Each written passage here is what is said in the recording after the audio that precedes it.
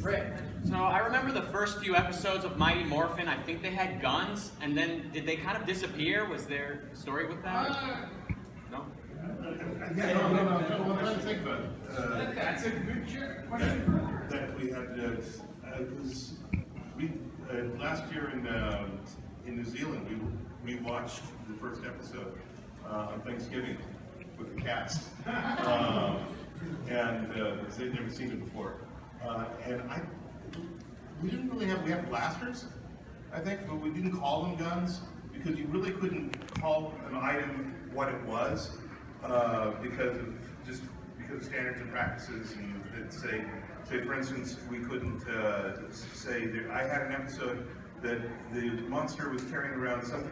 It was the second episode that I did for them. It was Putty on the Brain, and there was the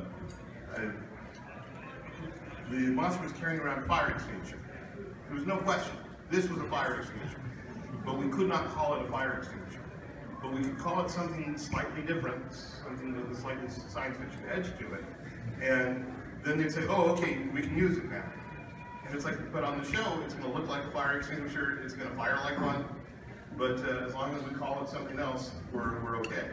It's like, shoot. Fire starter? It was something like that. Well, it was because it was the salad guana monster. You can remember that off the top of your Wow. head. Which was this salamander mixed with an iguana. Something like that. My first monster was a sacadillo monster, which was half armadillo, half soccer ball. That's freaking awesome. Sometimes that's how you remember things. You jam these two things together. And that helps. It's mnemonic.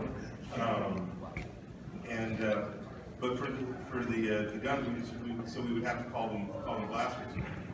When we did Wild West Rangers, because that was my episode, we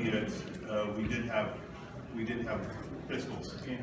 But I think that was the only time where we actually referred to them as such.